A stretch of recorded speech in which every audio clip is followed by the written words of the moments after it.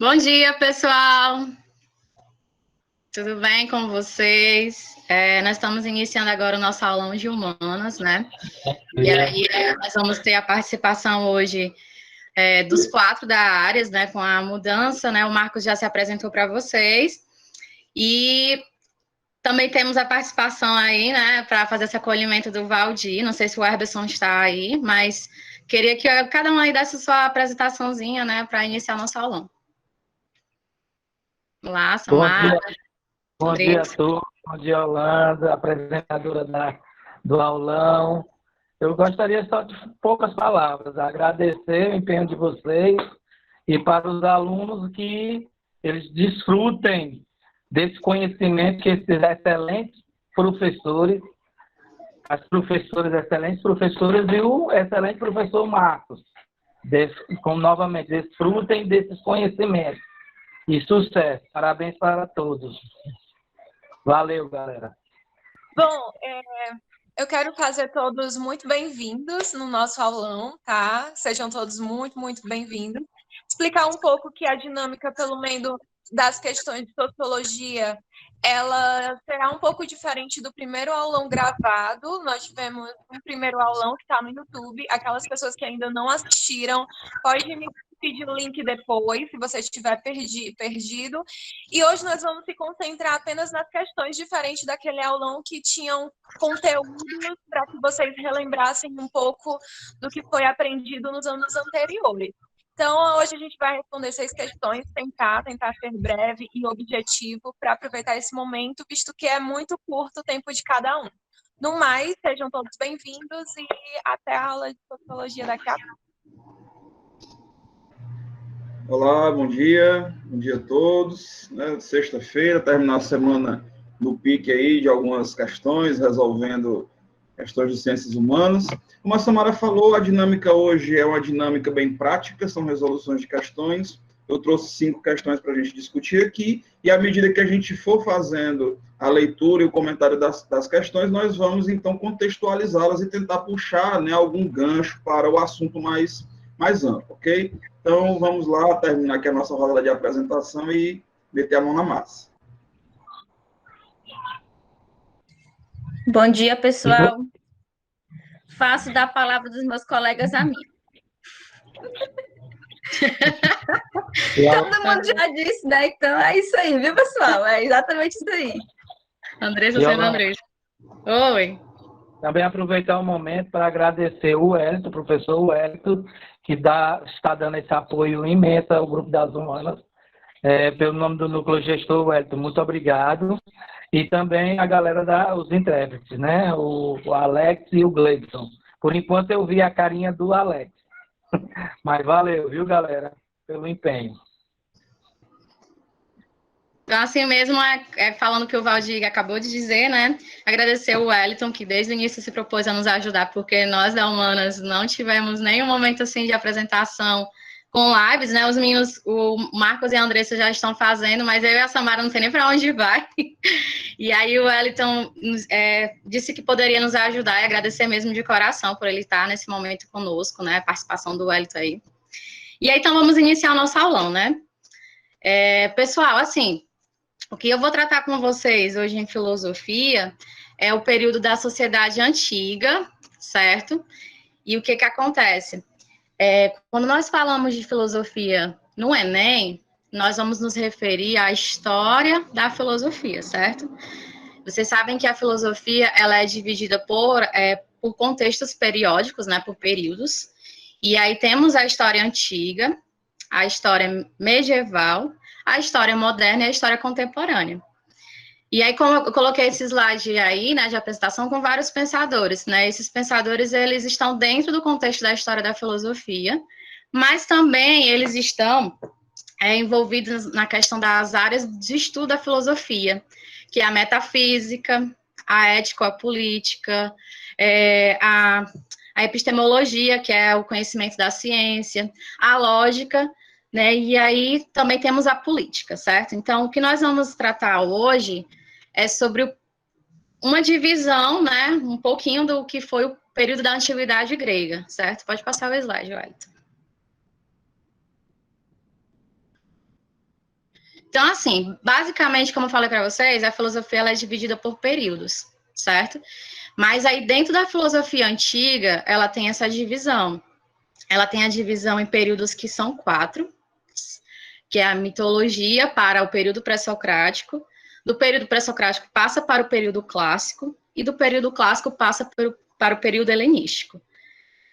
Quando a gente se fala em mitologia, nós falamos em narrativa, né, em discurso oral, porque, assim, naquele período, na Grécia Antiga, as pessoas, elas tinham crenças, né, em figuras mitológicas, em deuses superiores, né, em figuras que eram tidas, né, naquele período, transmitida por geração, pela cultura oral. E aí, desculpa que a minha mãe estava falando aqui. E aí, o que acontece? Nesse período, as pessoas tinham essa crença na mitologia, né, porque era uma religião que era presente na antiguidade grega.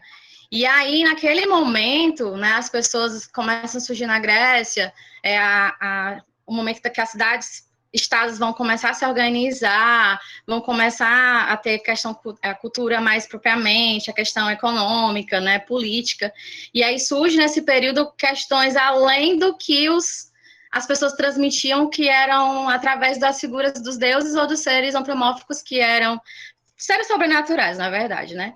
E aí, nesse período, surgem alguns questionamentos que passam a ser indagados e que os deuses, eles não conseguem responder, na verdade, né? As pessoas não conseguem responder pelos deuses, porque o mito em si, ele propriamente é uma história contada, é uma história narrada.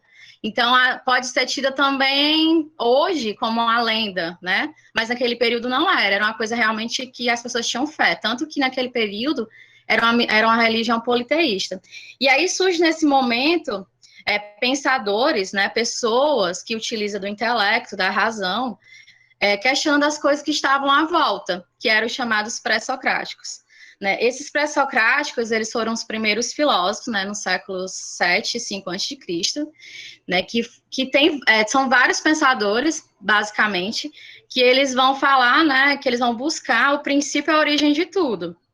E aí eles começam a questionar coisas que estão à volta deles, né, sobre as coisas que estão acontecendo nesse período, certo? Eu vou já detalhar mais um pouquinho. Aí, passando para os pré-socráticos, a gente chega ao período clássico, né, que é logo depois, né, esse nome pré-socrático justamente é aqueles que antecederam a Sócrates, e aí o período clássico vem com a época dos sofistas, né, que eram os pensadores que ensinaram a arte da retórica e da oratória. Nesse período também se tem Sócrates, Platão e Aristóteles, né? Então, digamos, no Enem é onde se tem condensado mais coisas sobre pré-socráticos e período clássico, certo? Que é justamente entender esses primórdios, né? Essas pessoas que são fundamentais na filosofia, que são os clássicos. E aí, depois desse período clássico, ainda na antiguidade, se tem o período helenístico, que é justamente os pensadores que vêm com a questão de entender o ser humano no contexto de felicidade, de inquietações, né? E aí, nesse momento, nós percebemos a figura de Epicuro, né? Os estoicos, os cínicos e também os céticos, que eles foram pessoas desse período helenístico. Pode passar, o slide. Vou tentar acelerar para a gente chegar nas questões. Então, como eu tinha falado para vocês, certo? Eu vou fazer só uma pincelada aqui. Os primeiros filósofos, eles são o marco da filosofia, né? Que é os primeiros pensadores. O primeiro pensador é Tales de Mileto, que ele buscou a arqué através do princípio da água, né? Tanto que a definição dele, tudo é água, né? E depois de Tales vieram os outros milesianos, que foi Anaximander e Anaximenes, cada um com um elemento também.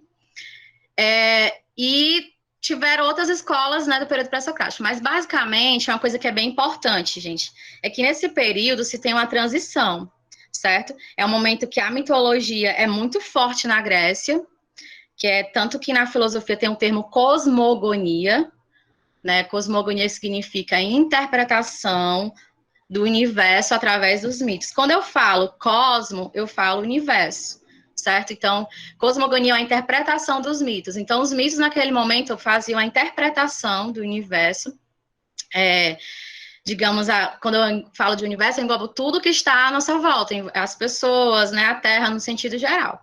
Então, naquele momento, existia essa transição do mito ao logos, certo? Do lado fantasioso, da narrativa, para o lado racional. É o momento onde os pensadores, eles tinham inquietudes, buscavam explicações para algumas coisas e passaram a observar o que estava à volta deles. Tanto que a primeira coisa que nós detalhamos aqui é a physis, né? Termo grego que significa natureza. Então, esses primeiros pensadores, eles são considerados também filósofos naturalistas, porque eles vão se embasar em elementos naturais, em coisas que estão à volta deles. Então, assim, esses pensadores também se tornaram matemáticos, físicos, astrônomos e etc. Certo? Aí, o que acontece? O Elton saiu aqui, pronto. Aí, a maior parte deles, né, foi antes de Sócrates, e aí eles tentaram explicar a origem, né, e a questão do universo no sentido de entender o lado cosmológico. É o momento que sai da cosmogonia, certo? A interpretação dos mitos, né? O momento que tenta se desprender dos mitos para a cosmologia, que é justamente o momento onde os pensadores eles vão, de forma racional, explicar o universo. Deu para entender isso daí? Transição do mito ao logos, né? Da fantasia para a razão. Cosmogonia, sair da interpretação dos mitos para a cosmologia, que é a interpretação de forma racional do universo, certo? Então, basicamente, esses foram alguns dos pensadores gregos, né? Os primeiros filósofos que tiveram um grande desafio no momento onde as pessoas tinham crenças, né, em figuras mitológicas, em deuses superiores. E aí o destaque principal, o primeiro filósofo foi Tales de Mileto, e quem realmente deu a palavra e explicou, né, o sentido de filosofia como amigo, amante da sabedoria, foi Pitágoras de Samos. E aí também temos outros, né, que no caso tem o Anaximandro, o Anaximenes, o Heráclito, o Empédocles, o Demócrito e assim por diante, certo? Pode passar, Wellington. Deixa eu ver aqui o tempo. Então, vamos lá para a primeira questão, certo, gente? Há diferentes formas de se periodizar a filosofia grega. Há autores que consideram que ela pode ser dividida em 3 períodos. Outros que ela pode ser dividida em até 6 períodos. Compreendendo a filosofia grega, certo? Que é a antiguidade grega, a partir da divisão em 4 períodos, escolha a alternativa que corresponde a eles. E aí, já deu para perceber qual é o item correto, né? Deixa eu ver aqui o que vocês falaram. Vocês chegaram a ver esse material, e aí, qual é o item correto aqui, galera? O item A, período pré-socrático, socrático, escolástico, patrístico. O item B, período sofista, pré-socrático, socrático e pós-socrático. O item C, período pré-socrático, socrático, platônico e aristotélico. Ou o item D, período pré-socrático, socrático, pós-socrático e greco-romano ou helenístico. Qual o item correto aqui, galera? Podem responder no chat. Vamos, Wellington, qual é a resposta correta aí? Wellington, pode mostrar qual é a resposta correta. Isso, galera. O item D, certo? O item A, ele vai falar pré-socrático e socrático, sim. Escolástico e patrístico é da época medieval. Né? Período sofista não existiu, né? Os sofistas estão dentro do período clássico. E no caso aí, só esse item que está errado, né? O item C fala sobre pré-socrático, socrático, platônico e aristotélico. Não, né? Porque, no caso, quando se fala em período clássico, se fala sobre Platão e Aristóteles e Sócrates tudo junto. E aí, o item correto realmente é o item D, que é o período pré-socrático, né? Que é aqueles que antecederam a Sócrates. O período de Sócrates, que é justamente o período clássico, onde se tem os pensadores, né? Da época sofista, Platão, Aristóteles e o Sócrates, né? O pós-socrático e greco-romano, que são justamente os que vieram depois dele, que é justamente os epicuristas, os cínicos, os estoicos, né, os céticos e assim por diante. Então, o item correto aqui vai ser o item D. Pode passar, Wellington. Carro do tempo, ainda tem a galera. Essa próxima questão os sofistas, eles são bem parecidos um pouco com o Sócrates, né? Porque é num período justamente do diálogo. Eu coloquei aqui uma questão dos sofistas, que é justamente que eles são considerados filósofos, né? Mas na época eles tiveram grandes críticas dos pensadores como Platão e Sócrates, né? Porque eles ensinavam as pessoas a persuadir, a falar, né? Ter jogos de palavras, e a filosofia propriamente ela não é isso. A filosofia ela busca um conhecimento verdadeiro sobre algo. Então, assim, essa questão aqui é sobre o simulado do Ari de Sá, certo? Que vai falar propriamente da filosofia dos sofistas, e aí nós vamos entender um pouquinho sobre o contexto, né?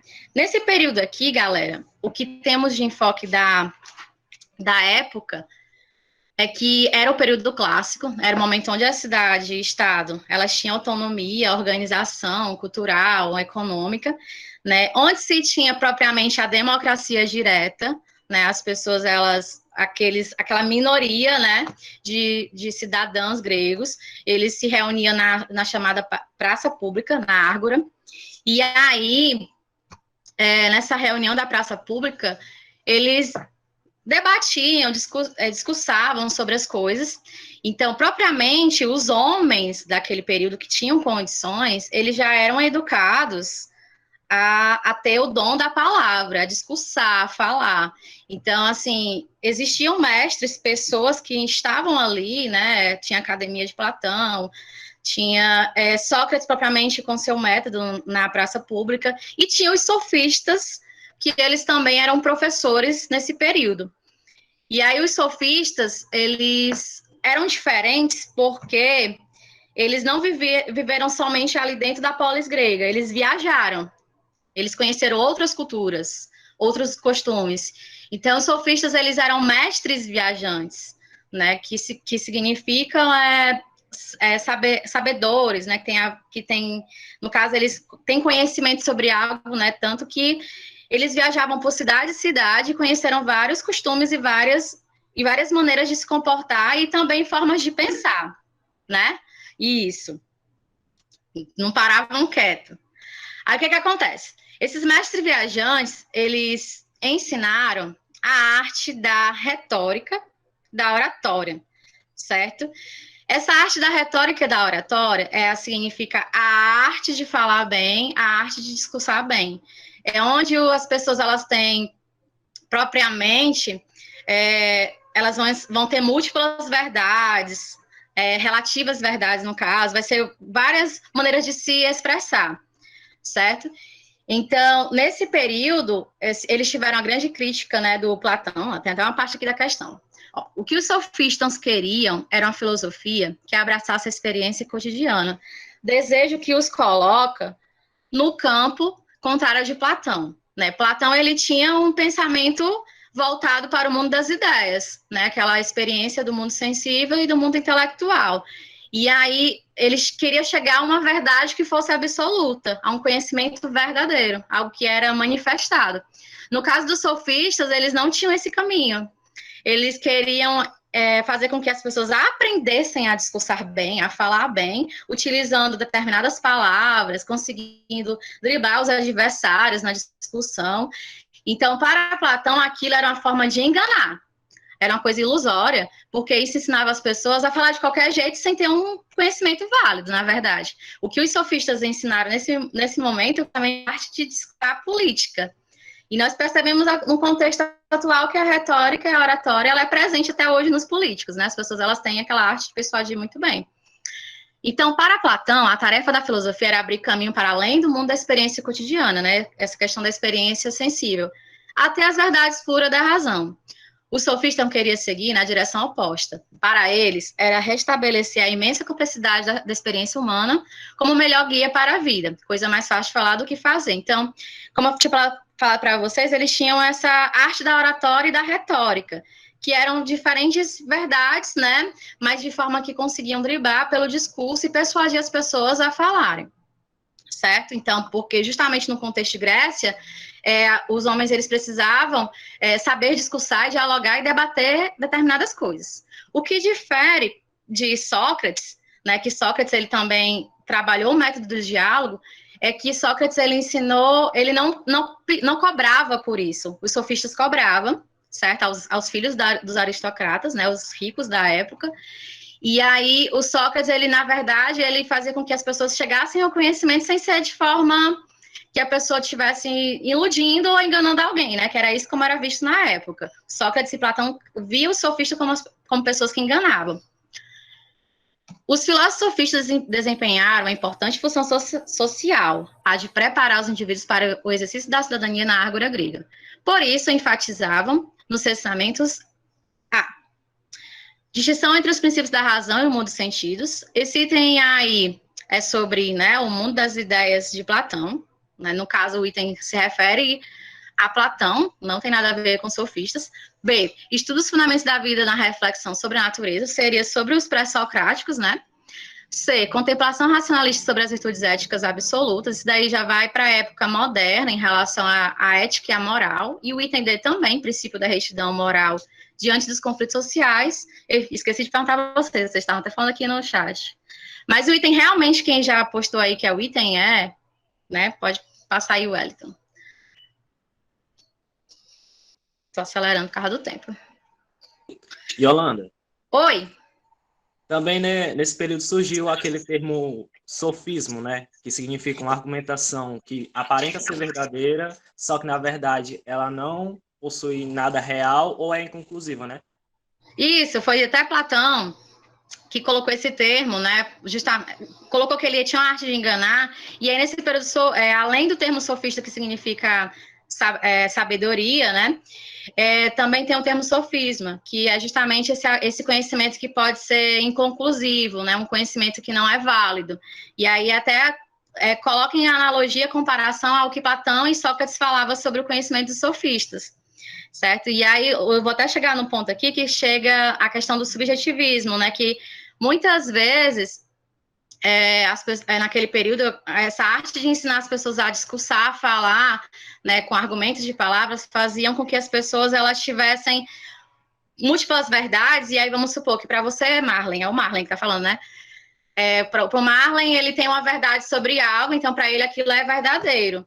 Aí eu tenho uma verdade sobre algo, isso para mim é verdadeiro. Então, assim, qual é a verdade absoluta sobre isso? Se cada um tem uma verdade diferente, né? Porque vai chegar até a outra questão, que é a questão do relativismo. Passa aí, Wellington.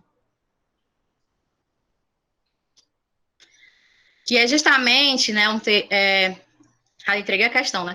O relativismo, que é justamente a questão do que as pessoas, elas não têm uma verdade absoluta. Né? O Marlen, ele pode ter uma verdade para ele, uma verdade, eu posso ter uma outra verdade, né? Então, assim, vai depender de quê? O que acontece com o relativismo?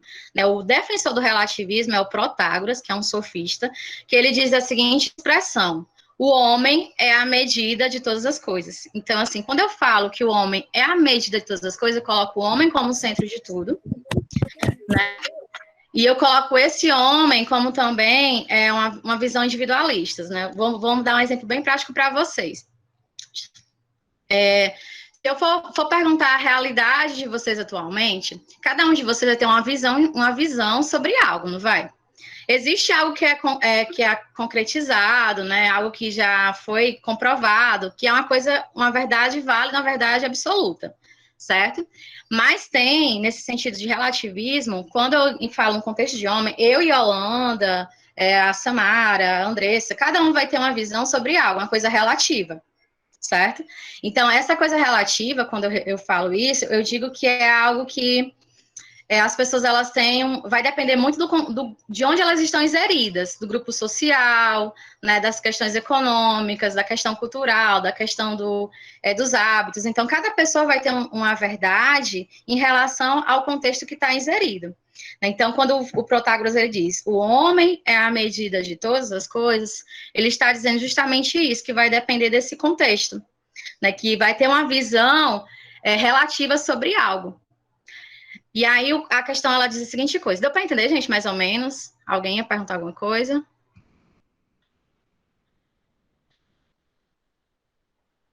Então, vamos lá.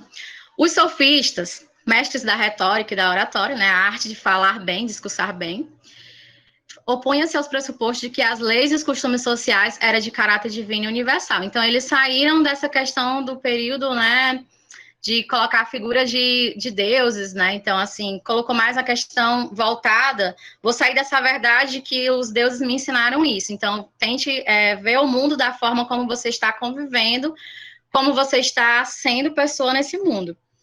E aí, ele diz o seguinte, e deu-se assim entre eles, né? O cientificismo, que é parte da ciência, ceticismo filosófico, que é a doutrina que duvida de tudo, o C é o racionalismo, né, que é, no caso, é uma doutrina que vem na época moderna, que é justamente centrada na razão. O naturalismo justamente é voltado à questão da natureza, né, a gente vai ver isso mais na frente. E o item correto aqui justamente seria Wellington. Gente, eu tô passando do tempo. Item D. Gente, dá para entender mais ou menos isso? Ok? Vamos lá para outra questão. Só para terminar, porque já estou passando do tempo. Uma questão do Enem 2017, né? É sobre o diálogo socrático. Basicamente, Sócrates, ele é referência na antiguidade grega pela questão do método do diálogo ou dialético, né? Que é um diálogo entre pessoas que se leva a várias ideias, e dessas ideias surgem novas ideias, tá? E aí, vamos lá para a questão logo que eu vou explicando para terminar.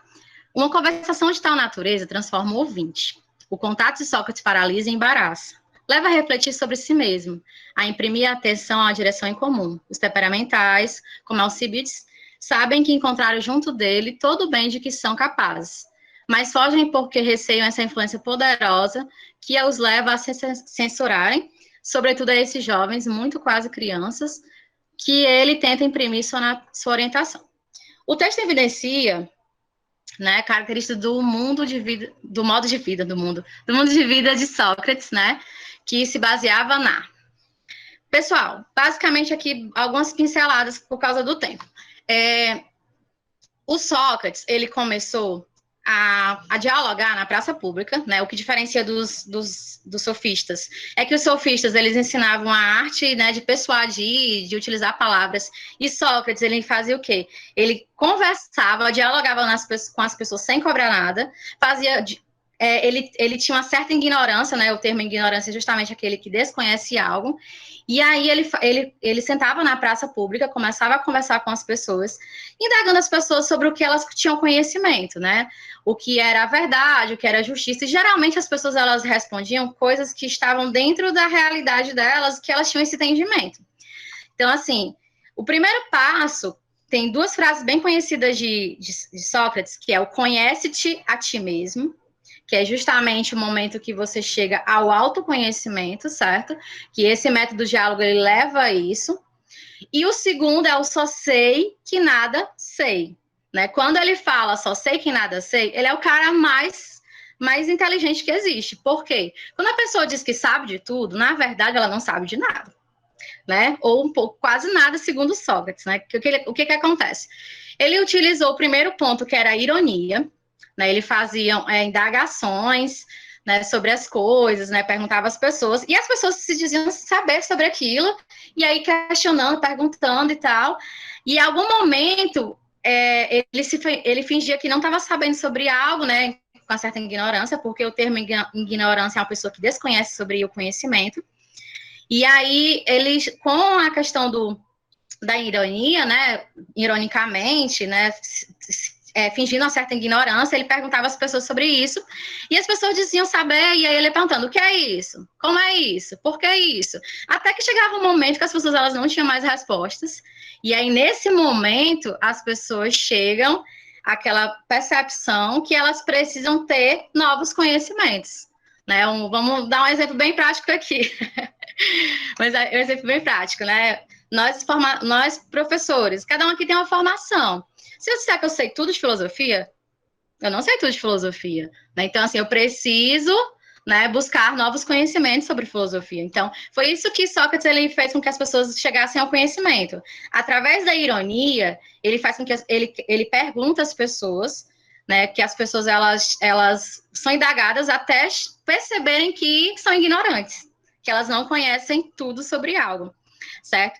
E aí esse termo que ele coloca é conhecido como maiêutica, porque ele faz uma comparação, né, do que ele ensina com o que a mãe dele era, que a mãe de Sócrates era uma parteira.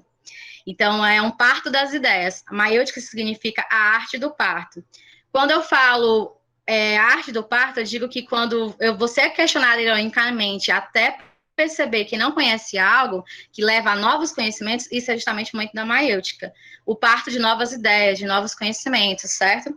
Então, é isso que Sócrates ensinou, quando ele diz, só sei que nada sei, é um método da maiêutica, que é o momento que você tem que perceber que precisa buscar novos conhecimentos. Então, vamos lá. Qual o item correto aqui, galera? Arrasou, Marcos. Conhece a ti mesmo. Muito bem. Então, assim, o item A vai falar, né, sobre a tradição mítica. Não tem nada a ver com Sócrates, né? Método dialético. Passa aí, Wellington, para a gente acelerar com o carro do tempo. Wellington... O item correto aí vai ser o item B, tá, galera? Como eu tinha falado para vocês, justamente essa questão do diálogo que foi importante para Sócrates. Deu para entender basicamente nesses minutinhos, né? No caso aí, os outros vão falar sobre relativização do saber verdadeiro, valorização da argumentação retórica, né? Isso daí vai ser de sofistas.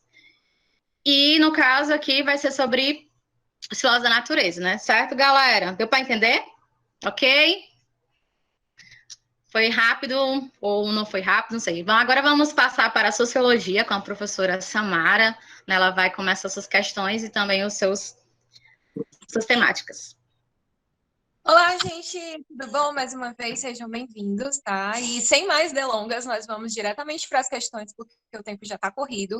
E eu quero realmente aproveitar os 3 minutos e meio de cada questão, em média, do Enem, para ver se a gente consegue responder todas no tempo que tem que ser. Então, gente, a gente vai para a primeira questão que eu selecionei para vocês. As questões que eu selecionei são questões do Enem bastante recentes, 2018, 2019, são questões de 2018. E, basicamente, vai falar um pouco sobre o conteúdo do segundo ano. Eu tenho notado que os conteúdos do segundo ano eles são bem recorrentes nas provas de Enem. Aqueles conteúdos que falam sobre cidadania, democracia, direitos, manifestações sociais. Então, isso é bastante comum de cair no Enem. Então, vamos para a primeira questão, gente. O marco inicial das discussões parlamentares em torno do direito do voto feminino são os debates que antecederam a Constituição de 1824, que não trazia qualquer impedimento ao exercício dos direitos políticos por mulheres, mas, por outro lado, também não era explícita quanto à possibilidade desse exercício. Foi somente em 1932, 2 anos antes de estabelecido o voto aos 18 anos, que as mulheres obtiveram o direito de votar, o que veio a se concretizar no ano seguinte. Isso ocorreu a partir da aprovação do Código Eleitoral em 1932. Então, gente, assim, o contexto da questão é basicamente um pouco do contexto do voto feminino no Brasil em um período do Getúlio Vargas. Não vamos esquecer de contextualizar a questão em um momento histórico. Não esqueçam que em 1930 nós tivemos o golpe, né, onde o Getúlio Vargas toma o poder. Em 1932, nós tivemos a Revolta Paulista contra o governo de Getúlio Vargas. Então, é nesse cenário, nesse contexto histórico, que está inserido a nossa questão. E o que ela vai perguntar, gente? Ela vai perguntar o seguinte: um dos fatores que contribuíram para a efetivação da medida mencionada no texto, está se tratando do voto feminino, né, no Brasil, qual foi uma dessas medidas, um dos fatores que contribuíram para a efetivação do voto feminino no Brasil? Vamos analisar os itens.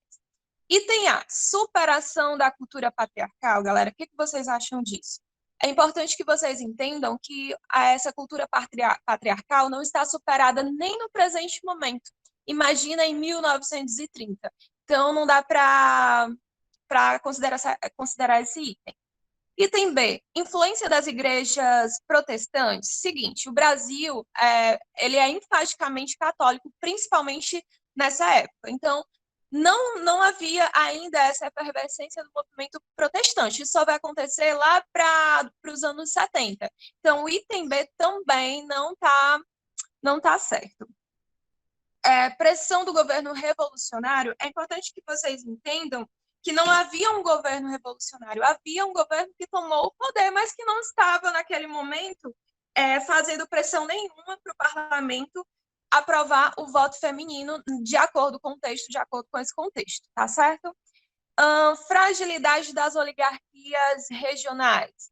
Também não, porque oligarquia regional naquela época era muito forte. Não, então é justamente o contrário, não é uma fragilidade. Naquela época era um fortalecimento, sim, dessas oligarquias e não essa fragilidade.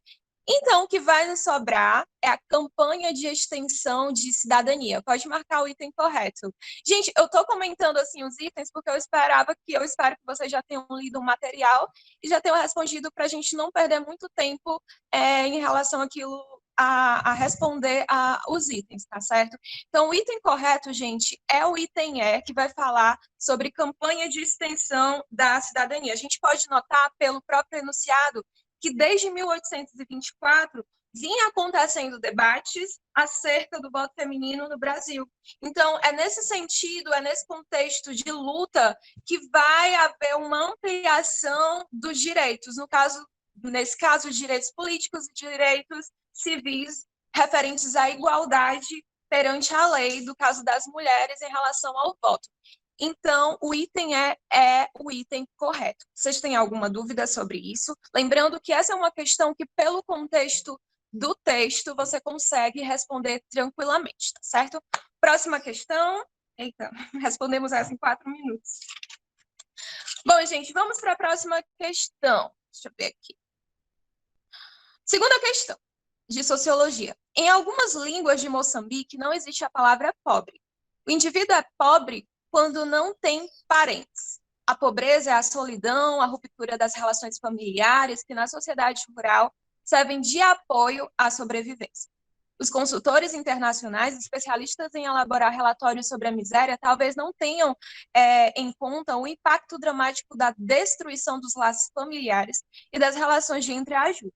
Nações inteiras estão se tornando-se órfãs e a mendicidade parece ser a única via de uma agonizante sobrevivência. Esse é um texto de Mia Couto e ele é um texto do Enem 2019. E aí, gente, em uma leitura que extrapola a esfera econômica, o autor associa o acirramento da pobreza a... Então, o texto nos traz, gente, uma outra visão, uma outra dimensão de pobreza da qual nós não estamos acostumados. Nós temos uma visão de pobreza relacionada ao materialismo, né, à economia, e ele traz uma visão de pobreza totalmente diferente porque investe essa lógica, tá, ok? E aí ele quer saber justamente, em uma leitura, né, do texto, que extrapola a esfera econômica, como eu falei, o autor associa o acirramento da pobreza a...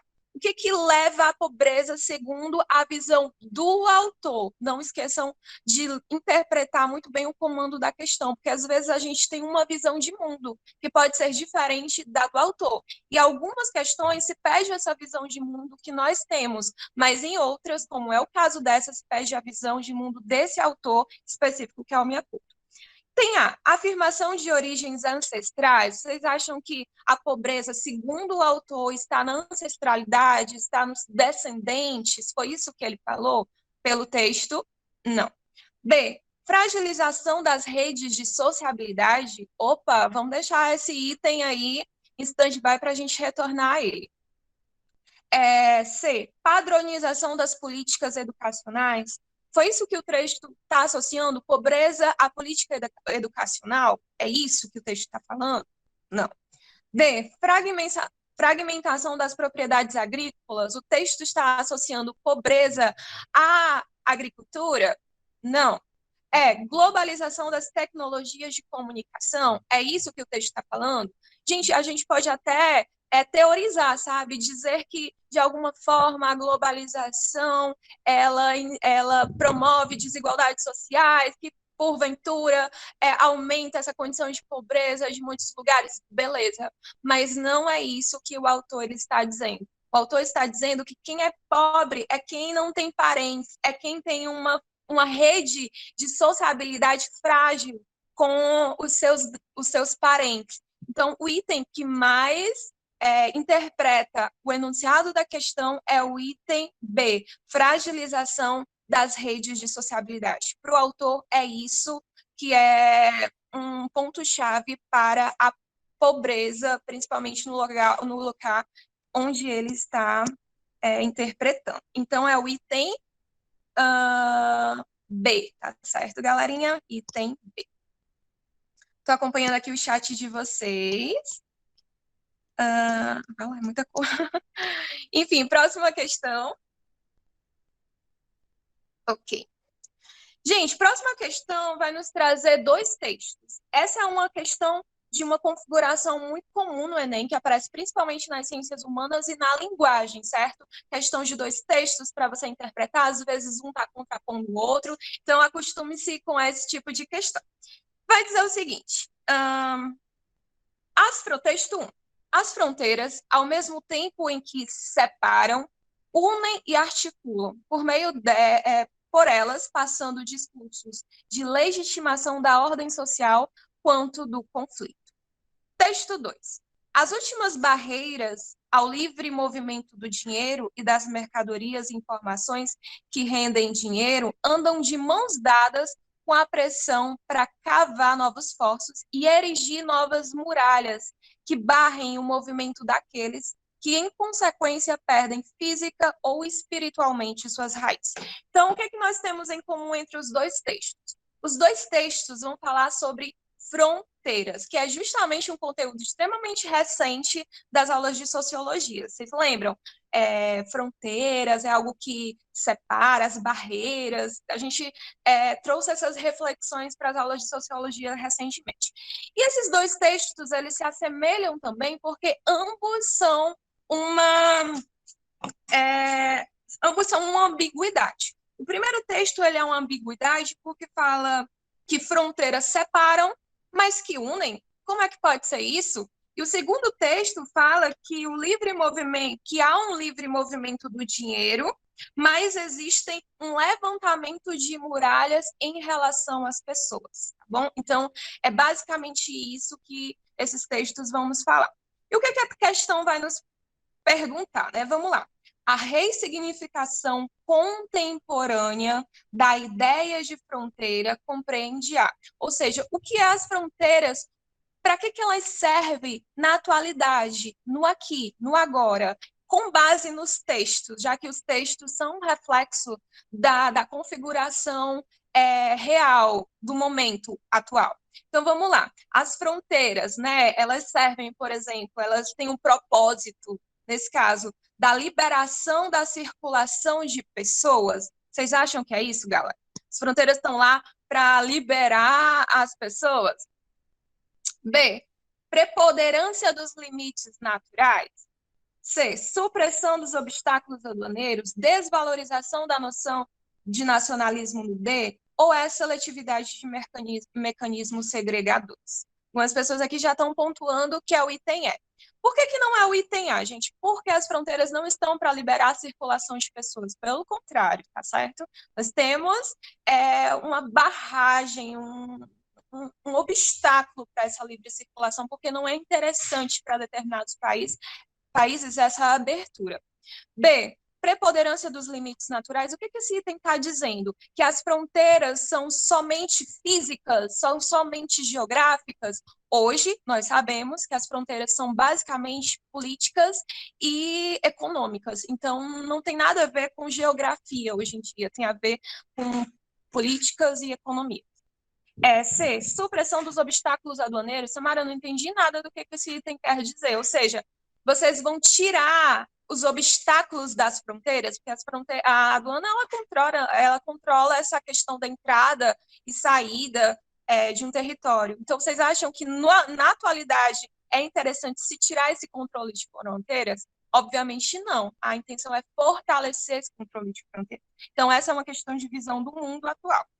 D, desvalorização do nacionalismo? Óbvio que não. É só a gente observar os Estados Unidos e ver que não é tão simples entrar lá, porque eles vendem um sonho americano e nós somos demais, e se você quiser comprar esse sonho, você que lute. E aí muitas pessoas lutam mesmo, tentando entrar pelas fronteiras com coiotes, atravessadores e por aí vai.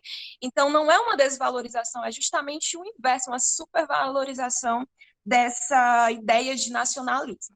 Então, só sobra isso que vocês estão falando mesmo. O item é seletividade de mecanismo segregador. O que é segregação? É separar, é distinguir. Então, as barreiras, as fronteiras têm justamente essa função de segregar, separar e filtrar muitas vezes quem entra e quem sai. Próxima questão. Ok. Quarta questão, gente. É uma questão bem legal do Enem 2018. A maior parte das agressões e manifestações discriminatórias contra as religiões de matrizes africanas ocorrem em locais públicos, cerca de 57%. É na rua, na via pública, que tiveram lugar mais de 2/3 das agressões. Geralmente em locais próximos às casas de cultos dessas religiões. O transporte público também é apontado como um local em que os adeptos das religiões de matrizes africanas são discriminados, geralmente quando se encontram paramentados por conta dos preceitos religiosos, certo? E aí a pergunta é a seguinte: as práticas descritas no texto. Quais foram as práticas descritas no texto? Basicamente, intolerância religiosa, certo? Então, essas práticas descritas no texto são incompatíveis com uma sociedade laica e democrática. Por quê? Galera, o que é uma sociedade laica e democrática? Essa ideia de sociedade, de Estado laico, a ideia de um Estado que aceita as diversas manifestações religiosas, certo? Essa ideia de agir de maneira imparcial, sem apoiar uma ou deixar de apoiar a outra, não. É algo neutro nesse território de religiões, é algo que abraça, é algo que acolhe, é algo que respeita, é justamente essa ideia de Estado laico. E a pergunta, o comando da questão está nos perguntando o seguinte: no que a intolerância religiosa é incompatível com esse estado de múltiplas formas de religião, de formas de cultura, no que essa intolerância é incompatível com essa ideia de respeito e diversidade. Então, vamos analisar os itens. A. Asseguram as expressões multiculturais? Galera, se nós tivéssemos as expressões multiculturais asseguradas, nós não tínhamos, provavelmente, esse fato tão comum de acontecer tantos episódios de intolerância religiosa. Então, isso não tem nada a ver. Nós temos justamente um contrário, um oposto a esse item, tá certo? Então, não é o item A. B. Promovem a diversidade de etnias. O que vocês acham? Se nós promovêssemos esse respeito, esse cuidado, esse entendimento, esse cuidar dessas diversas manifestações culturais e religiosas, provavelmente nós não teríamos também episódios tão graves e tão preocupantes de intolerância religiosa como nós temos diariamente. C. Falseiam os dogmas teológicos. Galera, você pode até achar que a sua religião prega o amor e que uma prática de intolerância religiosa vai contra isso. Você pode até achar isso, beleza. Mas é em relação a uma sociedade laica, não é em relação aos dogmas da sua igreja. Por isso que esse item está falso, porque está perguntando sobre uma sociedade geral, não sobre a religião que você faz parte, porque realmente tem cristãos que têm a sua religião, que teoricamente deveriam pregar o amor por aí, mas que acabam sendo pessoas que praticam a discriminação e praticam práticas muito mais abomináveis, né? E por aí vai. Mas não é esse item porque se pergunta sobre uma sociedade geral e não sobre o dogma de uma religião, embora faça sentido. Vocês conseguem entender? D, estimulam rituais sincréticos? Não. Restringem a liberdade de credo? Sim. Então, é o item, como vocês têm pontuados aqui nos comentários. Por isso que por isso que há uma incompatibilidade entre essas práticas de intolerância religiosa e aquilo que a sociedade laica e democrática gostaria. Sociedade laica e democrática gostaria que houvesse um respeito à liberdade das pessoas, de crença, de práticas religiosas, mas não é isso que as práticas de intolerância na prática significam. 5. Temos 3 minutos. Vamos lá. Impulso para o ganho, a perseguição do lucro, do dinheiro, da maior quantidade possível de dinheiro, não tem em si mesma nada que ver com o capitalismo. Tal impulso existe e sempre existiu. Pode-se dizer que tem sido comum a toda sorte de condição humana em todos os tempos e em todos os países, sempre que se tenha apresentado a possibilidade objetiva para tanto. O capitalismo, porém, identifica-se com a busca do lucro sempre renovado por meio da empresa permanente, capitalista e racional. Por assim deve ser, numa ordem completamente capitalista da sociedade, uma empresa individual que não tirasse vantagem das oportunidades de obter lucro estaria condenada à extinção. Gente, uma dica que eu já falei, mas que eu vou falar agora. Leiam sempre a referência aqui embaixo. De quem é esse texto? Esse texto é de Max Weber, de um livro extremamente importante, que é a Ética Protestante e o Espírito do Capitalismo, certo? E aí o comando da questão vai nos perguntar o seguinte: o capitalismo moderno, segundo Weber, não é segundo você, não é segundo Karl Marx, não é segundo Durkheim, não é segundo Max Weber. Apresenta como característica fundamental a. Essa é uma questão que você pode responder lendo o enunciado, mas você também precisa ter um conhecimento sobre os clássicos, e os clássicos sempre caem no Enem, tá certo? Então fica a dica aí de revisão para vocês. Então vamos lá. Item A, competitividade decorrente da acumulação de capital. Muita gente está falando que já é o item A, galera, mas não é o item A. Essa é uma questão bem escorregadia para vocês. Por quê? Porque realmente o capitalismo, ele busca o lucro e utiliza várias estratégias para esse fim, como, por exemplo, a competitividade, tá certo? Só que Weber, ele vai dizer que o capitalismo é além disso, galera. Logo nas 2 primeiras linhas do texto, ele vai dizer que não basta somente isso, é algo muito mais além. Então, vocês precisam estar muito atentos à questão do texto, tá? B, implementação da flexibilidade produtiva comercial. Essa questão de flexibilidade produtiva vem com Weber, vem com Ford, vem com Taylor, e aí não está nessa época, não está no mesmo período, então também não é essa questão.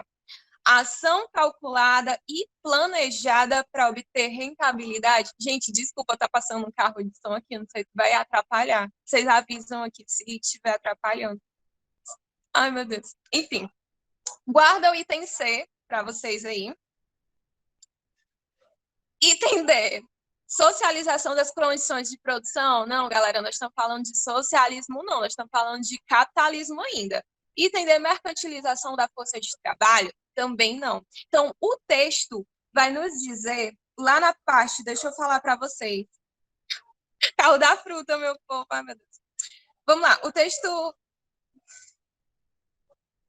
está dizendo, lá numa parte do texto, o seguinte: o capitalismo, porém, identifica-se com a busca do lucro sempre renovado por meio de uma empresa permanente. Então, a empresa pode até ser permanente, mas as estratégias de buscar lucro, segundo a análise de Max Weber, precisa de ações calculadas, de ver, rever, revisar, transformar tudo isso para se conseguir o lucro. Então, não é somente competitividade, vai muito além disso, tá certo? Última questão, muito legal. Essa questão vai falar sobre culturas. Cultura sempre cai no Enem. Essa questão de diversidade cultural é muito legal, né, para trazer uma valorização para isso. Então, vamos lá. A tribo não possui um rei, mas um chefe que não é chefe de Estado. O que significa isso? Simplesmente que o chefe não dispõe de nenhuma autoridade, de nenhum poder de coerção, de nenhum meio de dar uma ordem. O chefe não é um comandante. As pessoas da tribo não têm nenhum dever de obediência. O espaço da chefia não é o lugar do poder, essencialmente encarregado de eliminar conflitos que podem surgir entre indivíduos, famílias e linhagens. O chefe só dispõe para restabelecer a ordem e a concórdia do prestígio que ele reconhece à sociedade. Mas, evidentemente, prestígio não significa poder, e os meios que o chefe detém para realizar sua tarefa de pacificador limitam-se ao uso exclusivo da palavra. Então, é o seguinte, pergunta, o modelo político da sociedade discutida no texto, que tipo de sociedade é discutida no texto, gente? É uma sociedade tribal, certo? Contrasta, ou seja, é diferente com o do Estado liberal burguês Samara. O que é Estado liberal burguês? É a nossa sociedade, gente, é o aqui e o agora, certo? Por quê? Então, a pergunta está perguntando, por que é diferente, o que é diferente a situação lá da tribo com a nossa realidade? No que difere em relação a essa chefia? Vamos lá. Imposição ideológica e normas hierárquicas. Vocês viram no texto uma imposição ideológica, uma norma? Eu acho que não, certo? B, determinação divina sobre a monarquia. É isso que o texto fala, que o chefe lá tem uma determinação divina e um poder absoluto? Também não. C, intervenção consensual e autonomia comunitária? Fica aí a interrogação, já que vocês estão falando tudo que é C. D, mediação jurídica e regras contratualistas? Não há essas mediação jurídica nesse texto? Não. É gestão coletiva e obrigação tributária? É isso? Tem uma obrigação tributária nesse texto falando? Não, o que a gente percebe é uma intervenção consensual e autonomia comunitária. Tem um chefe, só que esse chefe, ele não é dono da comunidade. As pessoas falam, ele escuta, caso um conflito ele exista nessa comunidade, como o texto está falando, ele vai estabelecer um consenso com os indivíduos e, a partir desse consenso, fazer algum tipo de acordo. Logo, vocês estão certos quando marcaram intervenção consensual e autonomia comunitária. Então, gente, fazendo só um fechamento, como vocês podem ver, as questões de sociologia, elas são muito interpretativas, certo? Mas isso não anula um conhecimento de clássicos, um conhecimento da disciplina que vocês precisam ter durante as aulas, tá bom, gente? Então, no mais é isso, e até a próxima aula com vocês. Espero que dê tudo certo, né? Tenham gostado. E, gente, beijo. E, Marcos, é com você agora. Olá, pessoal. Bom dia mais uma vez. Bom dia para quem chegou depois. Acredito, não sei se todos conseguiram acompanhar, né, a aula que eu fiz na semana passada. Talvez alguns estejam acompanhando aqui uma aula minha pela primeira vez, então é um prazer conhecê-los, né? Estamos aqui para ajudar a construir essa preparação de vocês para o Enem, né? Então, a metodologia que eu utilizei para essa aula é o seguinte: eu escolhi algumas questões e, a partir delas, eu vou discutir o assunto. Então, assim, a questão ela foi colocada mais como uma âncora para o assunto. Não necessariamente eu vou me deter exatamente a essas questões, tudo bem? Então, para não perder mais tempo, podemos ir para a primeira. Após a Declaração Universal dos Direitos Humanos pela ONU, em 1948, a Unesco publicou estudos de cientistas de todo o mundo que desqualificaram as doutrinas racistas e demonstraram a unidade do gênero humano. Desde então, Desde então, a maioria dos próprios cientistas europeus passou a reconhecer o caráter discriminatório da pretensa superioridade racial do homem branco e a condenar as aberrações cometidas em seu nome. A posição assumida pela Unesco a partir de 1948 foi motivada por acontecimentos então recentes, dentre os quais se destacava. Bom, sobre essa questão, o que eu quero comentar? Primeiro, essas teorias racistas e raciais, elas vão se desenvolver fortemente na Europa durante o século XIX, num contexto que ficou conhecido como período de neocolonialismo ou imperialismo, né? Esse novo imperialismo ocorrido no século XIX, no qual as potências europeias passaram a colonizar determinadas regiões da África e da Ásia, na tentativa de estabelecer um controle tanto dos recursos naturais, como forma de obtenção de matéria-prima para as suas indústrias, como também como forma de estabelecer o controle sobre um determinado mercado consumidor. Assim, desenvolveu-se, a partir desse desenvolvimento tecnológico, um discurso racial que colocava as nações europeias, ou a raça europeia, como uma raça superior em relação às demais raças do planeta. Nesse sentido, esse discurso da superioridade racial justificou a dominação europeia sobre o resto do mundo, sob o pretexto de que os europeus deveriam levar a civilização para o mundo, para as demais regiões do mundo. Exatamente, uma noção eurocentrista, mas ainda mais além disso, né, uma ideia de superioridade racial.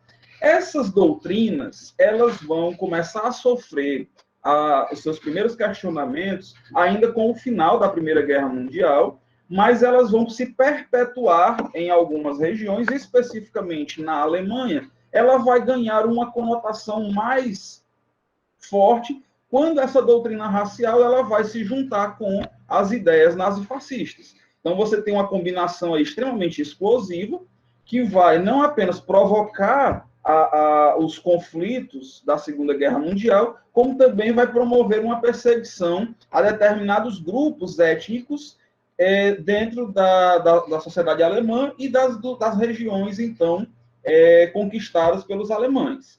Nesse sentido, nós sabemos que houve uma grande perseguição na Alemanha nazista, principalmente aos judeus, mas não apenas aos judeus, ciganos, comunistas, homossexuais, diversos grupos acabaram sendo perseguidos dentro da Alemanha nazista. Dessa forma, feitas essas considerações, vamos então aos itens, né?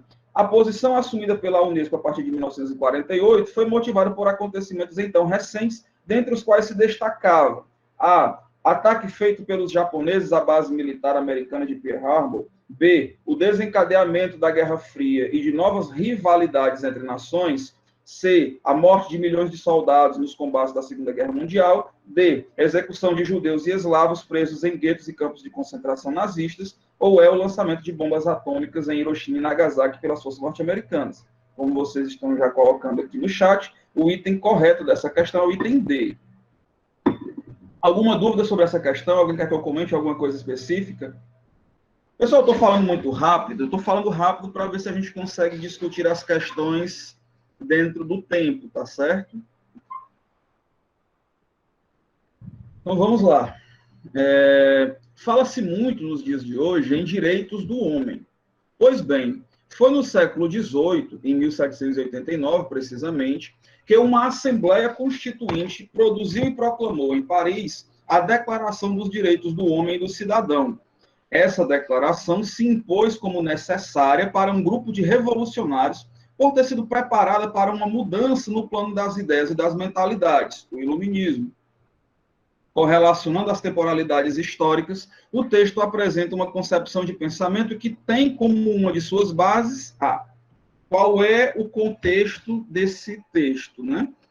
O texto ele fala sobre a Revolução Francesa de 1789, que pôs fim ao sistema absolutista monárquico. A sociedade, né, chamado do Antigo Regime, era uma sociedade estamental, uma sociedade que estava dividida em classes sociais extremamente rígidas, na qual havia uma baixíssima mobilidade social dentre essas classes. Essa sociedade do antigo regime, ela é uma herança direta da sociedade medieval. Nós sabemos que as transformações no âmbito social e das mentalidades são transformações extremamente lentas, que às vezes demoram séculos para se efetivar. Então, na passagem da Idade Média para a Idade Moderna e o desenvolvimento do chamado Antigo Regime, das monarquias absolutistas, mercantilistas, né, que apresenta ali um conjunto de características bem específicos, a estrutura social mudou muito pouco. Né? Havia ali uma predominância da nobreza e do clero, né, como classes dirigentes dentro dessa sociedade, e uma grande parcela de camponeses que compunham o terceiro estado, que viviam à margem dessa sociedade. Dentro desse terceiro estado, estavam ali não apenas os camponeses e os pobres, como também ricos burgueses, que, embora economicamente tivessem uma condição privilegiada, mas politicamente estavam alijados da participação política, né? Eles estavam excluídos desse processo. O iluminismo, ele foi uma corrente de pensamento que começou a questionar as bases dessa sociedade e questionar essa divisão social. Por que a nobreza, porque o clero tem esses privilégios dentro dessa sociedade?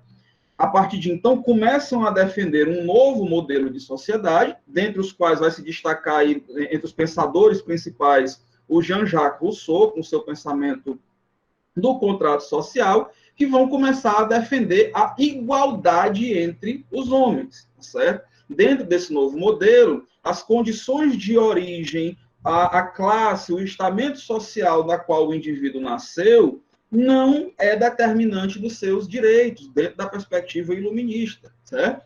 Então, dentro dessa contextualização, vamos aqui aos itens. Com relação às temporalidades históricas, o texto apresenta uma concepção de pensamento que tem como uma de suas bases a modernização da educação escolar, a atualização da disciplina moral cristã, divulgação de costumes aristocráticos, socialização do conhecimento científico ou universalização do princípio da igualdade civil. Então, o item é o item correto dessa questão, ok? Até então, pessoal, está dando para acompanhar? Tá tranquilo a maneira como eu estou fazendo a discussão das questões? Vocês querem que eu vá mesmo na questão, pausadamente? Ok, então vamos à próxima.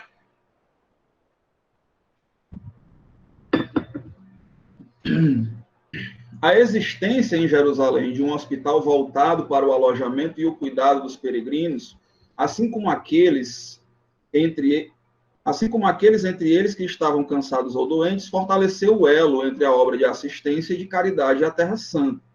Ao fazer, em 1113, do Hospital de Jerusalém um estabelecimento central da ordem, Pascoal II estimulava a filiação dos hospitalários do Ocidente a ele, sobretudo daqueles que estavam ligados à peregrinação na Terra Santa ou em outro lugar. A militarização do Hospital de Jerusalém não diminuiu a vocação caritativa primitiva, mas a fortaleceu. O acontecimento descrito vincula-se ao fenômeno ocidental do ou da. Né? Vamos lá. Final da Alta Idade Média, por volta do século X, entramos, a partir daí, na chamada Baixa Idade Média, um momento em que o feudalismo e a estrutura social da Europa vai começar a sofrer uma série de transformações. Dentre essas transformações, a principal está relacionada ao restabelecimento das relações comerciais entre áreas distantes entre si. O restabelecimento dessas relações se deu, dentre outras coisas, né, pelo estabelecimento de uma segurança nas estradas, o que possibilitou, né, os mercadores a transitarem longas distâncias. Paralelo a esse processo, nós teremos uma fase de grandes peregrinações dos cristãos europeus para áreas, para regiões do Oriente considerados sagrados, como, por exemplo, a cidade de Jerusalém. Sabemos também, né, que nessa mesma época, o Império Árabe, o Império Muçulmano Islâmico, estava em pleno processo de expansão e conquistou, né, essas áreas que, para os cristãos, eram consideradas áreas sagradas. Dentro de um determinado período, ocorreu uma política de tolerância na qual se permitiu a esses cristãos peregrinar, né, para essas áreas. Porém, a partir de um certo momento, as rivalidades entre cristãos e muçulmanos deu início a guerras, o que tornou algo extremamente perigoso para os cristãos fazerem essa peregrinação. Ao longo do tempo, foi se construindo, para auxiliar esses peregrinos, ordens monásticas que tinham o objetivo de oferecer abrigo, alimentos, proventos, para que esses peregrinos pudessem concluir as suas jornadas. À medida em que as rivalidades entre cristãos e muçulmanos foram se agravando, essas ordens monásticas passaram a incorporar dentro da sua organização uma função que era uma função predominante da nobreza medieval, que era a função de defesa. A partir daí, as ordens monásticas voltadas ao auxílio e à caridade, elas começam a se militarizar e vão ganhar uma nova roupagem que, dentro da tradição cultural medieval, vai se tornar extremamente famosa e vai se perpetuar, inclusive, até os dias de hoje, que são as ordens de cavalaria. A partir desse contexto, então, essas ordens monásticas incorporam a figura do soldado, né, do monge soldado, não mais aquele monge que ora, mas o monge que combate. E a partir de então, do século XII, essas ordens vão se multiplicar e vão ganhar destaque dentro da sociedade, dentro desse contexto da sociedade europeia. Dentre as ordens mais famosas, a gente pode citar, por exemplo, a Ordem dos Hospitalários e talvez a mais famosa de todas, a Ordem dos Templários. Tá?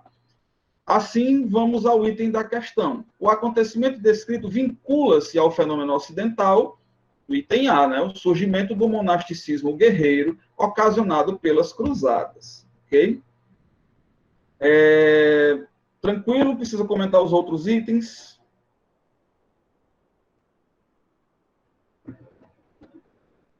Acho que não, né? Então, vamos adiante.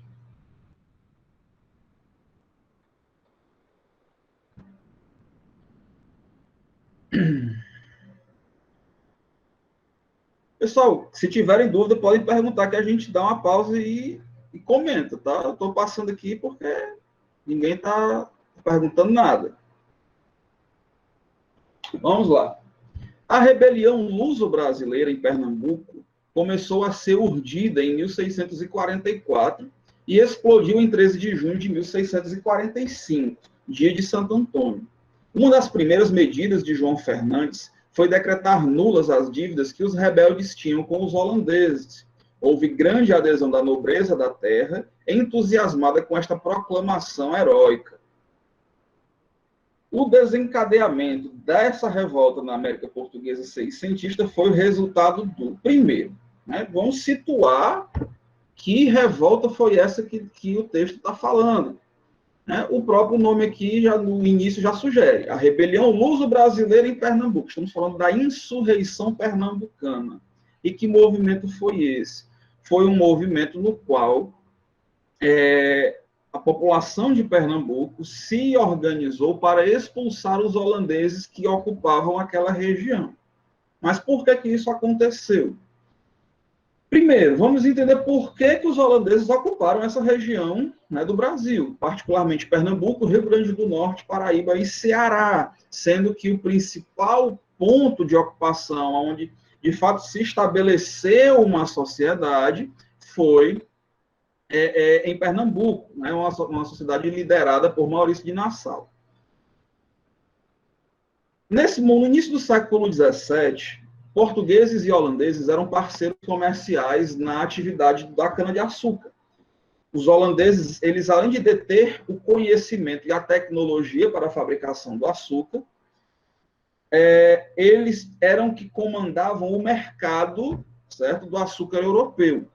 Os portugueses, então, se limitavam, nesse contexto, apenas a produzir a cana-de-açúcar que era vendida aos holandeses, aqui mesmo no Brasil, recebiam buscar esse açúcar aqui no Brasil e levavam, então, para vender para os seus clientes lá na Europa. Portugal, nesse contexto, então, ficava numa condição extremamente fragilizada, né? Já que, vamos dizer assim, o principal comprador do açúcar brasileiro era, no caso, o açúcar português, produzido no Brasil, era a Holanda. Com o enfraquecimento do poder da coroa portuguesa, os holandeses acabaram se estabelecendo no Brasil, em particular em Pernambuco, a partir de uma aliança celebrada com os senhores de engenho. E como é que se deu essa aliança? Como eu falei, eles tinham tecnologia, eles tinham controle do mercado e eles tinham recursos, eles tinham dinheiro para isso. Começaram, então, a fornecer empréstimos aos senhores de engenho para modernizar a produção, para modernizar os seus engenhos. Logo, a elite da terra de Pernambuco aderiu à presença holandesa, o que facilitou, em grande parte, a instalação dos holandeses naquela região. Porém, com o tempo, essas dívidas elas foram se acumulando e começaram a ser cobradas. Havia ali uma relação capitalista, não era uma relação de solidariedade, era uma relação capitalista em que o dinheiro foi emprestado e ele, a partir de um determinado momento, começou a ser cobrado. É nesse momento, quando as dívidas dos empréstimos começam a ser cobradas pelos holandeses, que os senhores de engenho, na impossibilidade ou na falta de interesse em pagar essas dívidas, vão se rebelar contra os holandeses. Havia, naquele momento, da década de 1640, a chamada União Ibérica, que foi o momento em que as coroas de Portugal e Espanha se unificaram, tá? Por conta de uma questão de sucessão que não cabe a gente discutir nesse momento. E a partir desse momento em que as coroas de Portugal e Espanha se uniram, começou-se a perseguir os holandeses, porque holandeses e espanhóis eram rivais. E uma vez que Portugal ficou sob as ordens do rei espanhol, tentou expulsar os holandeses aqui do Brasil. Enfim, nesse contexto, então, esses senhores de engenho que estavam devendo muito dinheiro para a Holanda e para os holandeses, resolveu, então, boicotar o pagamento dessa dívida e apoiar os portugueses, a coroa portuguesa, na reconquista dos territórios. Essa guerra é que vai ser chamada de insurreição pernambucana.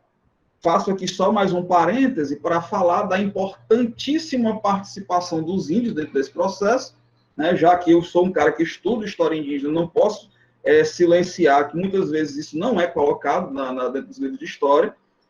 Tanto por parte dos holandeses, quanto por parte dos portugueses, a participação indígena foi fundamental. Os índios potiguar aliaram-se aos holandeses, inclusive muitos passaram por um processo de conversão ao calvinismo holandês, ao passo em que outras etnias indígenas se aliaram aos portugueses nessa guerra de reconquista. Tá? Então, a partir de então, deu-se a insurreição pernambucana, que foi uma guerra que acabou expulsando os holandeses do Brasil e restabelecendo o controle da região para Portugal. Nesse sentido, vamos aos itens da questão. O desencadeamento dessa revolta na América Portuguesa seiscentista foi resultado da fraqueza bélica dos protestantes batavos, do comércio transatlântico da África Ocidental, o auxílio financeiro dos negociantes flamengos, diplomacia internacional dos Estados Ibéricos, o interesse econômico dos senhores de engenho, e tem interesse econômico dos senhores de engenho. Ok? Podemos passar adiante? A cidade medieval acho que deve ser, antes de mais nada, uma sociedade da abundância, concentrada num pequeno espaço, em meio a vastas regiões pouco povoadas. Em seguida, é um lugar de produção e de trocas, onde se articulam o artesanato e o comércio, sustentado por uma economia monetária. É também centro de um sistema de valores particular, do qual emerge a prática laboriosa e criativa do trabalho, o gosto pelo negócio e pelo dinheiro, a inclinação para o luxo, o senso de beleza. e ainda um sistema de organização de um espaço fechado com muralhas, onde se penetra por portas e se caminha por ruas e praças, e que é guarnecido por torres. No texto, o espaço descrito se caracteriza pela associação entre a ampliação das atividades urbanas e a... Vamos lá. O texto fala sobre a cidade medieval. Como foi, então, que surgiram essas cidades medievais? A gente sabe que, com a decadência do Império Romano, uma sociedade que era predominantemente urbana, né, aglomerando milhões de pessoas dentro das grandes cidades, principalmente da capital romana, ela acabou se fragilizando e essa população migrou para o campo, tendo que se subordinar aos senhores de terra, né, os senhores feudais, e com o tempo essa população acabou se fixando na terra a partir de uma relação de dependência, de uma relação de pertencimento ao lugar, que foram as relações de servidão, características do sistema feudal. A partir do século X, né, também, já falamos sobre isso, a transição da alta Idade Média para a baixa Idade Média, o restabelecimento das relações comerciais possibilitou o surgimento das cidades medievais. Basicamente, essas cidades, em muitos dos casos, elas nasceram da concessão de uma determinada área murada dentro do feudo, que era utilizada muitas vezes, ou que foi construída inicialmente para a defesa da população do feudo contra os ataques dos invasores bárbaros, e que, com a pacificação da Europa, né, ao longo desses 5 séculos, acabou ganhando uma outra finalidade. Essa área murada começou a ser utilizada para as trocas comerciais. Sabemos, então, também que os saques às cargas comerciais eram algo muito comum. Dessa maneira, a área murada das cidades, essa área segura, foi extremamente favorável para o estabelecimento das primeiras feiras e dos primeiros espaços de trocas comerciais. A partir de então, essas cidades muradas, que serão depois chamadas de burgos, elas vão atrair para lá uma grande quantidade de pessoas que vão se dedicar, então, a diversas outras atividades, desde o comércio até a produção de manufaturas e outras atividades, tá bom? Então, a cidade medieval, ela nasce principalmente a partir dessa questão comercial, ou nas proximidades do feudo, sendo, então, essas cidades fortificadas, ou como pontos de encontro entre rotas comerciais, locais onde se estabeleciam muitas vezes feiras, e com o tempo começou a desenvolver ali cidades. E a construção dos muros era uma demanda, uma necessidade para evitar, então, os saques e os ataques por parte de invasores, de bandidos. Tá? Nesse contexto, então, vamos lá. No texto, o espaço descrito se caracteriza pela associação entre a ampliação das atividades urbanas e a emancipação do poder hegemônico da realeza, aceitação das práticas usurárias dos religiosos, independência da produção alimentar nos campos, superação do ordenamento corporativo dos ofícios ou a permanência dos elementos arquitetônicos de proteção. O item tá certo? Então, o que antes era utilizado para defender a população do feudo dos ataques dos bárbaros, esses elementos de proteção vão ser redirecionados para proteger os comerciantes de saqueadores. Então, a existência de espaços fortificados foi uma condição, naquele contexto, fundamental para o fortalecimento das atividades comerciais. Sem essa proteção, possivelmente não teria ocorrido o estabelecimento dessas cidades e dessas feiras, uma vez que a vulnerabilidade dos comerciantes ela era extremamente grande, certo? Alguma dúvida, pessoal, em relação a isso? Era a última questão, Wellington? Pronto. Então, foi um prazer, pessoal. E eu passo a palavra agora para a professora Andressa. Um abraço a todos. Até mais. Bom, pessoal, bom dia mais uma vez, né? Eu não queria ficar com a câmera ligada, não, né? Mas tem que ficar. Tô tão desarrumada, mas vamos lá.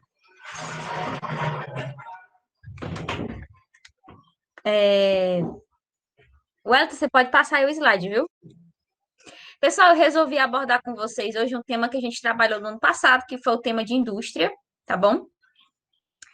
É um tema que muito recorrente nos vestibulares, não só no Enem. Eu sendo eu, com certeza, viu, Holanda? É um tema muito recorrente no Enem.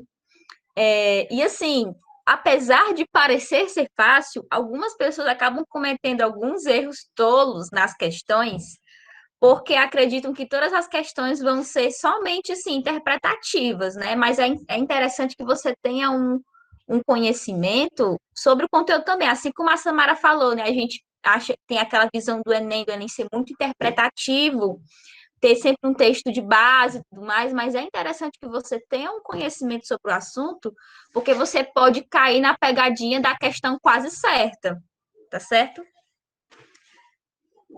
Ô, Marlene, assim você não contribui, né, cara? Às vezes só falta dormir. Peraí, eu acordei 6 horas hoje, viu? Só para deixar claro.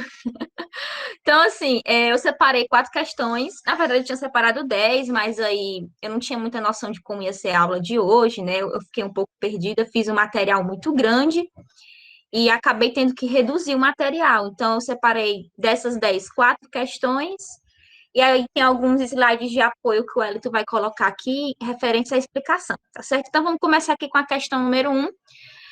Essa questão é uma questão que eu já trabalhei em provas com alguns, acho que ano passado, com o pessoal da administração, né, que agora está no terceiro ano, enfermagem, informática, eles devem ter visto essa questão em alguma prova, né? Então, vamos lá. O capitalismo já conta com mais de 2 séculos de história. E, de acordo com alguns estudiosos, vive-se hoje um modelo pós-fordista ou toyotista desse sistema econômico. Observe o anúncio publicitário. Pessoal, esse anúncio aí está mostrando várias geladeiras, tá certo? Cada uma diferente da outra. Aí, o que é que está dizendo esse comercial, né? Linha Brastemp U. Você vai montar uma geladeira do seu jeito ou com a sua cara. Mas, se preferir, pode montar uma como você quiser, né? E aí, vamos ao comando da questão. Uma estratégia própria do capitalismo pós-fordista, presente neste anúncio, item A, concentração de capital viabilizando a automação fabril. Item B, terceirização da produção, massificando o consumo de bens. Item C, flexibilização da indústria, permitindo a produção por demanda. E item D, formação de estoque, aumentando a lucratividade das empresas. Pessoal, aqui, de antemão, já estou vendo aí vários de vocês comentando a resposta. O item correto é o item C, tá certo? Agora, vamos entender o porquê que o item correto é o item C. A gente vai entender aqui que existe... Pode botar na explicação, viu, Elito?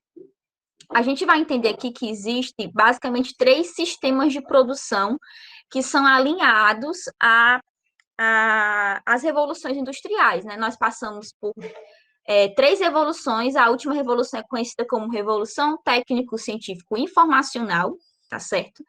E aí, esses 3 sistemas de produções que a gente vai ver se desenvolver na história da indústria é o sistema taylorista, fordista e toyotista, tá certo? Eu vou fazer aqui uma breve explicação sobre os 3 para vocês, mas acredito que vocês já saibam muito bem essa parte do conteúdo, tá certo? O sistema taylorista, né, que vem do engenheiro Frederick Taylor, tá certo? Em inglês, esse tipo de sistema faz com que a produção seja segmentada, ou seja dividida em partes, e a partir dessa segmentação é possível você controlar o ritmo de trabalho do empregado da fábrica, né? Então é muito, muito interessante a gente lembrar de um filme muito famoso que é Tempos Modernos, do Charlie Chaplin, que mostra como acontece, né, esse tipo de sistema de produção, tá certo? E esse sistema de produção, ele é baseado exatamente nisso, na segmentação da produção, ou seja, eu vou dividir essa produção em várias partes. E aí, essas pessoas que trabalham nessa fábrica, eles vão ter um tempo que vai ser controlado pela própria dinâmica da segmentação do trabalho, tá certo? Após esse desenvolvimento do taylorismo, nós vamos ter, né, a aplicação do sistema taylorista dentro dos Estados Unidos, e aí vai entrar uma figura muito importante que vai dar um upgrade, né, uma repaginada nesse sistema, que é o Henry Ford, o dono da fábrica Ford, né, de carros, que todo mundo conhece. E aí o Ford, né, ele vai criar a sua fábrica em Michigan, nos Estados Unidos, e é ali que ele vai perceber que ele pode dar uma incrementada no taylorismo, tá certo? Que incrementada é essa? Ele vai adicionar esteiras na linha de montagem, esteiras rolantes, né? E essa esteira vai fazer com que o trabalho possa ser ainda mais acelerado, o trabalho desse empregado da fábrica, tá bom? Mas é importante lembrar que o Fordismo, ele não está só associado simplesmente ao sistema de produção fabril, mas ele é uma ideia que abrangiu, que pegou toda uma visão da economia da época, tá certo? Então, por exemplo, quando a gente tem a crise de 1929, que é conhecida também como a Grande Depressão, essa crise vai possibilitar, né, o surgimento de uma nova corrente econômica, que é a corrente do keynesianismo, tá certo? Que vocês conhecem muito bem, porque nós trabalhamos isso no segundo ano. Nós trabalhamos liberalismo econômico, de Adam Smith, trabalhamos o keynesianismo, de John Maynard Keynes, e trabalhamos também o neoliberalismo pregado pelo Milton Friedman, tá certo? E aí, pessoal, é importante lembrar que o Fordismo, ele vai perpassar, né? Ele vai sair ali do liberalismo econômico e ele vai se adaptar dentro do plano do keynesianismo, porque com a questão da crise, né, foi importante que o Estado tomasse o controle da economia dos Estados Unidos para tentar reparar os danos da crise econômica, tá certo? E aí a gente vai ter, né, o Fordismo aliado ao agora quase que eu esqueci o nome, meu Deus do céu. Essa nova ideia de economia que é o keynesianismo, a gente vai ter a criação de um termo chamado sociedade, o bem-estar social, tá certo? E aí a gente vai ter, né, a década de 40, década de 50, com essa fase do bem-estar social. Então a gente vai ver isso ser refletido muito em alguns filmes americanos, que você vê a vida do subúrbio, né? Aquelas casas padronizadas, aquela criança indo cedinho da manhã deixar o jornal na porta das pessoas, né? Então, isso daí era o conceito de vida ideal americano, tá certo? E tudo isso foi muito difundido dentro do próprio plano do Fordismo, tá certo? E aí, pessoal, o Fordismo, ele vai ter o seu fim, não volta agora não, Wellington. O Fordismo ele vai chegar no seu fim, né? Quando a gente vai ter a crise de 1970. E aí a gente vai entender que essa crise ela vai ter vários outros fatores inclusive externos aos próprios Estados Unidos, né? Porque você vai ter nesse período aí as guerras no Oriente Médio, a guerra do Afeganistão, que já é no final da década de 70, mas ainda compreende a década de 70. A gente vai ter a crise do petróleo, tá certo? Então, são N fatores que vão fazer com que o Fordismo acabe ficando obsoleto e seja necessário, assim, criar a produção flexível, que é o que a questão, né, afirma para a gente. A gente vê aquela série de geladeiras diversificadas, isso aí nada mais é do que um exemplo de produção flexível. E a produção flexível, ela vem como uma resposta à crise, porque o Fordismo, apesar dele ter, né, essa vantagem de fazer uma produção segmentada, assim como o taylorismo, e ainda fazer com que o trabalhador trabalhasse cada vez mais rápido, ele não variava na sua produção, então os produtos eram sempre muito iguais, né? E a produção era para estoque, então eles faziam grandes estoques. E com a produção flexível, você não precisa estocar nada, porque vai ser sempre fabricado aquilo de acordo com a proposta de consumo daquele mercado consumidor. Entendeu? Então, todos os anos vão surgir novos modelos, novos produtos, eles vão tentar inovar o máximo possível e não estocar, fazendo assim com que as pessoas consumam mais, tá certo? E aí, pessoal, né, a produção flexível surgiu como uma resposta a essa crise do Fordismo, tá certo?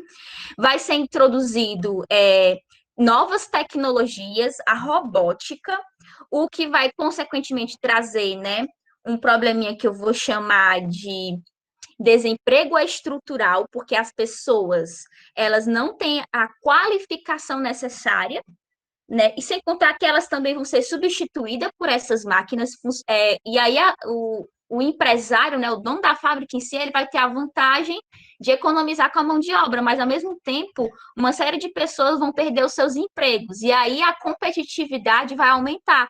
Vai ser necessário que as pessoas se especializem cada vez mais. Por isso, a busca por cursos técnicos, pela própria universidade, a gente vai observar que na década de 80 em diante, a busca por universidades e por cursos tecnológicos vão ser muito mais intensos, né? É só observar, por exemplo, os dias de hoje, você for comparar esses anos 2000 com a época dos nossos pais, por exemplo. Os nossos pais, a maioria deles tem até o ensino fundamental, alguns têm até o ensino médio, né? Mas a maioria não tem faculdade, não tem um curso técnico, mas nós já temos, né? Galera que nasceu de 97 para frente, 95 para frente já tem. Vamos botar aqui década de 90, né? Galera da década de 90 para frente já tem uma grande parcela dessas pessoas que tiveram acesso à universidade e a cursos profissionalizantes, tá certo? O toyotismo, ele tá ali dentro da produção flexível. E esse nome toyotismo, ele surge da onde? Porque a primeira fábrica a implementar a produção flexível foi a fábrica Toyota, que é uma fábrica japonesa que produz carros, tá certo? Então, é isso, pessoal. Espero que vocês tenham, né, compreendido aqui a resposta dessa questão, tá bom? O toyotismo, ele vai organizar essa produção flexível e vai difundir essa produção flexível para o mundo. Pode passar aí para a próxima questão. Se pessoal tiver alguma dúvida, podem colocar no chat, viu? Que eu estou com o chat aberto aqui para ver. Eu vou tentar falar o mais explicado que puder, mas se vocês não conseguirem entender, vocês me digam, tá? Porque às vezes eu falo muito atropelado.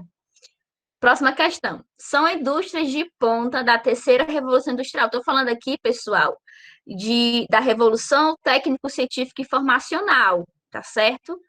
E essa parte aí, ela está muito ligada com o sistema de produção toyotista, ela está muito ligada com aquela linha de pensamento da economia que é o neoliberalismo também, tá certo? Então, vamos lá. São indústrias de ponta da terceira revolução. Item A, metalúrgica, construção civil e naval. Item B, petroquímica, automobilística e siderúrgicas. Quase que eu não falo agora, senhor. Item C, elétrica, eletrônica e têxtil. Item D, informática, microeletrônica, biotecnologia. E item E, alimentícia, bebidas finas e cosmético. Tá na cara aqui que eu entender essa questão, ela é muito fácil, né?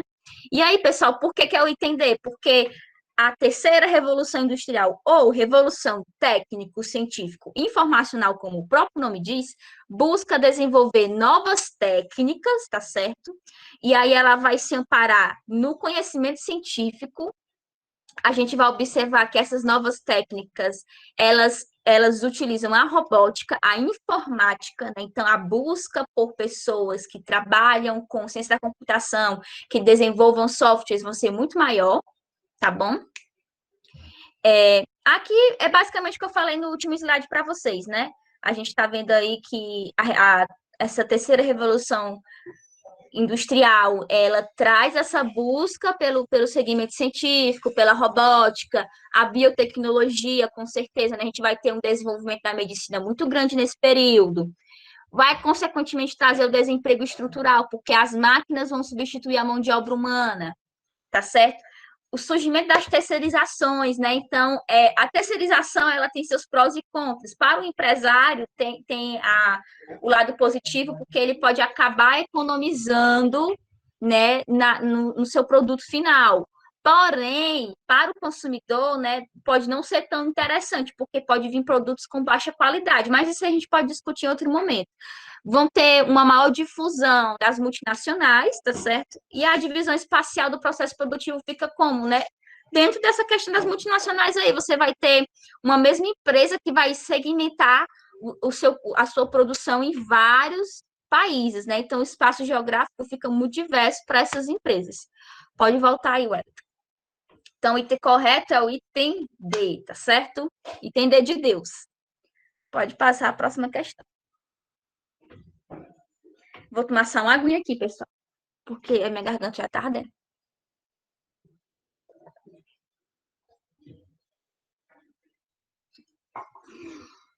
Vamos lá. Essa aqui é do Enem. Um texto do tamanho do mundo, esses textos cansam por demais. A dica que eu dou, eu sou uma pessoa que me disperso muito com textos grandes, né? Eu começo a ler e, de repente, eu já não sei mais o que eu estou lendo. Parte logo para o comando da questão. De acordo com esse trecho do relatório, o cenário de desenvolvimento humano mundial nas últimas décadas foi caracterizado por ele quer saber o quê? Do cenário do desenvolvimento humano nessas últimas décadas. E aí você vê que e tem um número que aparece muito grande aí, década de 90, né? 90, 60, principalmente década de 90. Então você foca nisso aí, tá certo? Eu também morro de medo de questão grande assim, porque eu sou muito dispersa, eu me disperso com qualquer coisa. Então, ler questões grandes são um terror para mim. Vamos lá, Enem. Em 1999, o Programa das Nações Unidas para o Desenvolvimento elaborou o Relatório de Desenvolvimento Humano, do qual foi extraído o trecho abaixo. É muito importante também você ler interpretando, que ajuda muito, viu? Nos últimos anos da década de 90, o quinto da população mundial que vive nos países de renda mais elevada, né? Aí tinha que... Peraí, eu já me perdi, meu Deus do céu. O quinto da população mundial que vive nos países de renda mais elevada tinha 86% do PIB mundial. Então, veja bem, um quinto da população mais rica tem 86% desse PIB. Essa população está nos países de IDH mais elevado. Enquanto o quinto de menor renda, apenas 1%, certo? Aí, veja bem, que aí ele bota um ponto e uma vírgula e volta a dar outros dados, sempre colocando primeiro o quinto maior e depois o quinto menor. Veja bem, o quinto mais rico, né, dessa população mundial tem 82% das exportações mundiais, enquanto o quinto de menor renda, apenas 1%. Um quinto de maior renda dessa população mundial tem 74% das linhas telefônicas mundiais, enquanto o quinto de menor renda apenas 1,5%. O quinto de maior renda da população mundial tem 93,3% das conexões com a internet, enquanto o quinto de menor renda apenas 0,2%. Enfim, já deu para entender que as populações dos países com IDH mais elevado têm sempre mais de tudo. Tá certo? Enquanto a população de países de IDH mais baixo, eles vão ter sempre desvantagem nessas questões envolvendo exportação, tecnologia, informática, comunicação, renda, tá certo? A distância da renda do quinto da população mundial que vive nos países mais pobres, que era de 30 para 1 em 1960, passou de 60 para 1 em 90 e chegou a 74 para 1 em 97. Então, assim, poxa, professora, a gente está vendo aí que com o passar dos anos a desigualdade está sendo maior. É exatamente isso. Mas, professora, a gente não está tendo aí a globalização, a expansão das multinacionais. Não deveria ser um movimento oposto? Deveria. Só que a gente vai entender o porquê que não é o oposto, tá certo? Agora vamos partir para os itens, né? De acordo com o trecho que nós lemos aí, o cenário de desenvolvimento humano nas últimas décadas foi caracterizado por quê? E tem a diminuição da disparidade entre as nações de forma alguma. A gente acabou de ver que quanto mais se passa os anos, mais desigual fica, né? E tem B, diminuição da marginalização dos países pobres de forma alguma também. E tem C, inclusão progressiva dos países no sistema produtivo. Também não, a gente está vendo que essa inclusão, ela não está acontecendo, porque quanto mais se passa os anos, mais os países de DH elevado têm mais domínio, então não está tendo uma inclusão, né? Pode até ter, mas não significativa. E tem D, crescente concentração de renda, recursos e riquezas. Esse é o gabarito. E tem E, distribuição equitativa dos recursos? Claro que não, né? Você não está tendo a distribuição equitativa, né? Justa, não está tendo, tá certo? E aí, pessoal, por que que... Aí eu falei para vocês, né? Poxa, mas se tem globalização, se está tendo difusão das multinacionais, se agora a gente tem, né, os países emergentes e tudo mais, por que que essa disparidade continua tão grande? Porque, pessoal, a globalização, por ela acontecer, não, por si só não vai diminuir as desigualdades, tá certo? Ela pode amenizar algumas das desigualdades, mas não vai excluir elas. A gente pode observar que os países subdesenvolvidos ou em desenvolvimento, quando chegam às multinacionais, elas oferecem os piores salários, as piores condições de trabalho. Geralmente, os governos, eles são omissos às leis ambientais, eles são frouxos com as leis ambientais e também com as leis trabalhistas. Vou aqui pegar um exemplo bem bacana para vocês. Se quiser botar na explicação, pode botar, viu? Pegar aqui um exemplo bem claro para vocês. A China. A China é um país que atualmente ele está na liderança da economia, né? A gente está vendo que é pau a pau com os Estados Unidos e tudo mais. Mas isso não quer dizer que todo mundo na China tem uma qualidade de vida ok, tá? É importante lembrar que a China é um dos países que paga os piores salários. Ah, professora, mas a gente vê assim tanta coisa da China na internet que é legal. Vocês estão vendo as zonas que são zonas abertas, né? As zonas de capital aberto, que tem realmente um investimento muito pesado. Tem áreas da China que são muito desenvolvidas, mas tem outras áreas que são pouco desenvolvidas e são bastante carentes de atenção do governo, tá certo?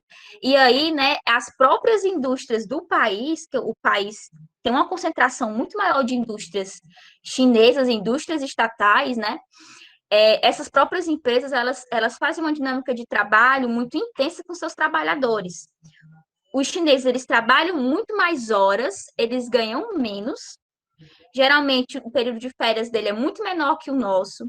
Tem uma série na Netflix, que eu não lembro agora o nome, que mostra, né, uma empresa chinesa que chegou nos Estados Unidos e que os trabalhadores americanos não conseguiam se adequar à rotina da empresa, porque a empresa colocava todo mundo para trabalhar demais, sabe? Trabalhar demais mesmo. Eram muitas horas de trabalho, quase não tinha folga. Então, folga de 15 em 15 dias, tá entendendo? Era uma coisa meio assim. E a gente aqui no mundo ocidental, a gente não tá. Tá aí, ó, o Marcos colocou, indústria americana, esse é o filme, né? Eu pensava que era uma série. E aí, pessoal, a gente vai entender que aqui no Brasil, apesar de toda a questão política, econômica ser bem complicada, a gente ainda tem, né, pouco ou ruim, mas a gente ainda tem uma lei trabalhista que ainda consegue proteger alguns de nós, pelo menos nas partes mais urbanizadas, né? A gente sabe também que tem a questão aqui no Brasil do trabalho análogo à escravidão, né, de empregos informais que exploram muitos trabalhadores, mas a gente ainda tem aqui algumas leis que nos amparam. E tem outros países que deixam correr solto mesmo. Pensem aí nos países do Sudeste Asiático, né? Pensem aí nos países como Indonésia, pensem nos países da África, que são países que as pessoas estão em situação tão miserável que qualquer emprego pode ser o salário mais pobre que tiver, eles aceitam, né? Então, a condição humana é bem complicado, né? A falta de responsabilidade dos governos com essas pessoas também facilitam a exploração dessas pessoas. Né? Vamos ver aqui, ó, exploração do trabalho da natureza. Segundo o Banco Mundial, o número de chineses que viviam na pobreza extrema caiu de 756 milhões, que é 67% da população, em 90, para 150 milhões. O que não quer dizer, pessoal, que essas pessoas estejam vivendo como classe média alta. Eu estou falando aqui de extrema pobreza. O que é extrema pobreza? É a pessoa não ter o que comer, é a pessoa não ter onde morar. Isso é extrema pobreza, tá certo? E esses chineses, eles começaram a ter ali uma ocupação dentro de um emprego fabril, né, dentro de uma fábrica, mas isso não quer dizer que eles têm os seus direitos trabalhistas garantidos, que eles têm o salário dele garantido, né? Tem um documentário que eu recomendo muito, que tem no YouTube, inclusive, chamado A Corporação. Procurem esse documentário, que vocês vão ver como é que as empresas, as grandes corporações tratam os funcionários e a natureza do mundo, tá certo? Pode voltar aí para a próxima questão.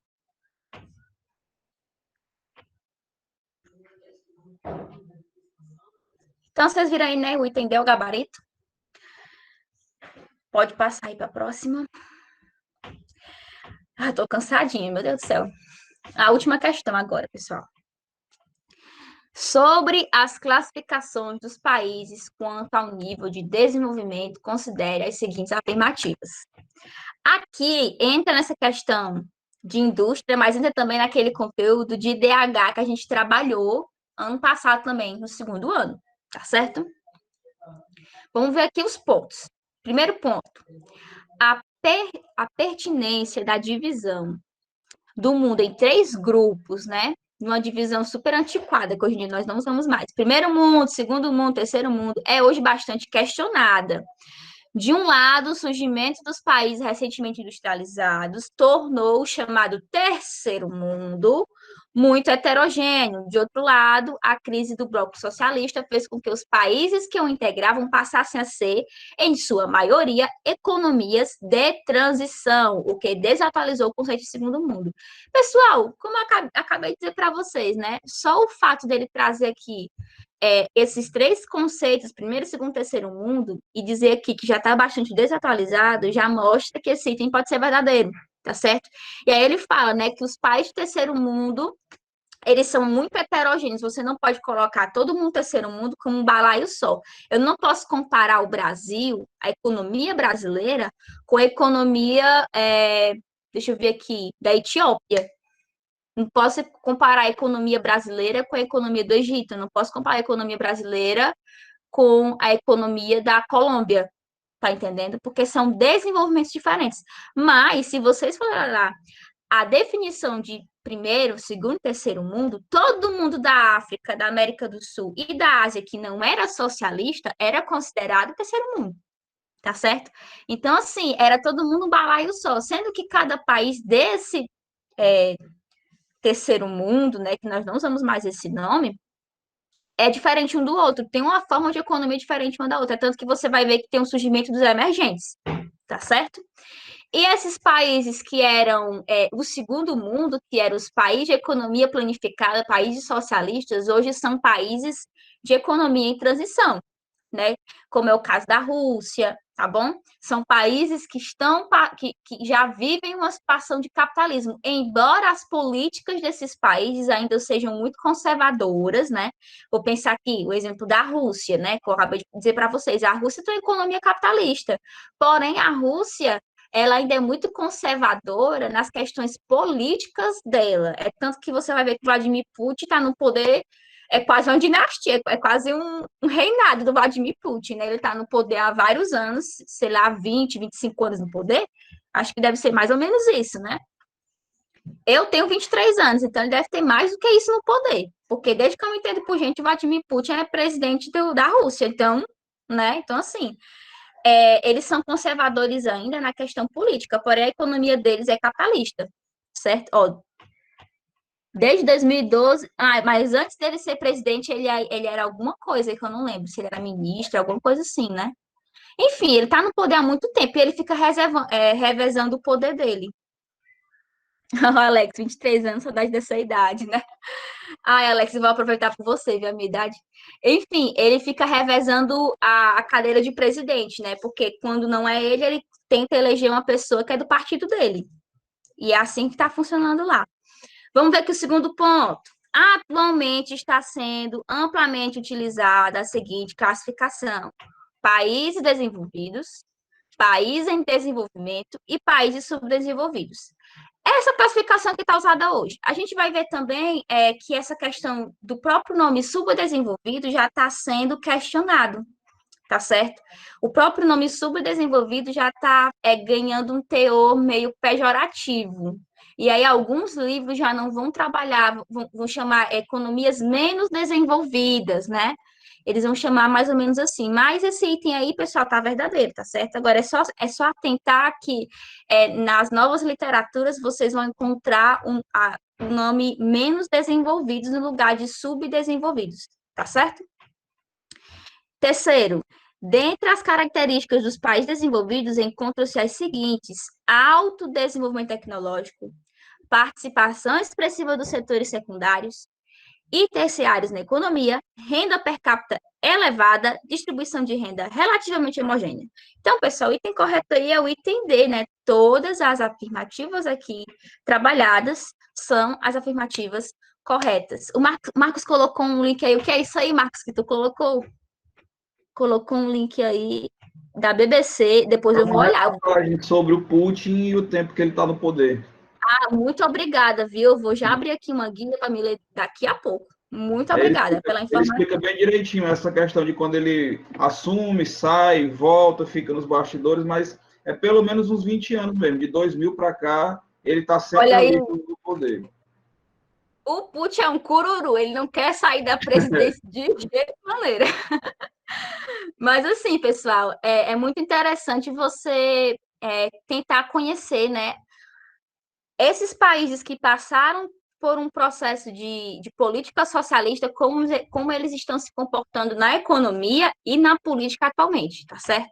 Eles vivem uma economia mais liberal, porque eles buscam capitalismo, mas em contrapartida eles têm uma política bem conservadora, né? Uma política bem voltada para a política velha do Bloco Socialista, tá certo? Eu acho que essa era a última questão, né? E aí, pessoal, é isso. Eu espero que vocês tenham gostado das questões, tenham entendido. Para mais dúvidas, vocês podem deixar um recadinho lá no privado, tá bom?